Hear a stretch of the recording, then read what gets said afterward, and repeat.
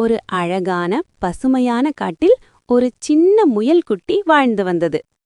முயல்குட்டி ரொம்ப சுறுசுறுப்பானது. குதிப்பது, ஓடுவது, பூச்சிகளை துரத்துவதுதான் அதற்கு ரொம்ப பிடிக்கும். ஆனா முயல்குட்டிக்கு ஒரு சின்ன கெட்ட பழக்கம் இருந்தது. அது யாருடைய பேச்சையும் கவனமாக கேட்காது. ஒரு நாள் காலை அம்மா முயல் சொன்னது, குட்டி, இன்று காட்டுக்குள்ளே தனியாக போகாதே.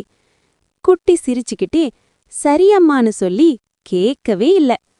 காட்டுக்குள்ளே ஓடிக்கொண்டிருந்த குட்டி முயல் திடீர்னு ஒரு ஆழமான பள்ளத்தை கண்டது.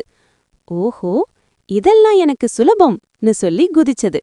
ஆனா பொத்தென்று பள்ளத்துக்குள்ளே விழுந்தது. முயல்குட்டி அழ ஆரம்பிச்சது. அம்மா அம்மா என. அப்போ அங்க வந்த ஆமை தாத்தா மெதுவா சொன்னார், குட்டி, அழாதே, முதலில் அமைதியாயிரு. பிறகு ஆமை தாத்தா ஒரு நீளமான கயிறு கொண்டு வந்து குட்டியை மேலே எடுக்க உதவினார். வெளியே வந்ததும் குட்டி ரொம்ப வெட்கப்பட்டு சொன்னது, இனி நான் பெரியவர்களின் பேச்சை கவனமாக கேட்பேன் என்று.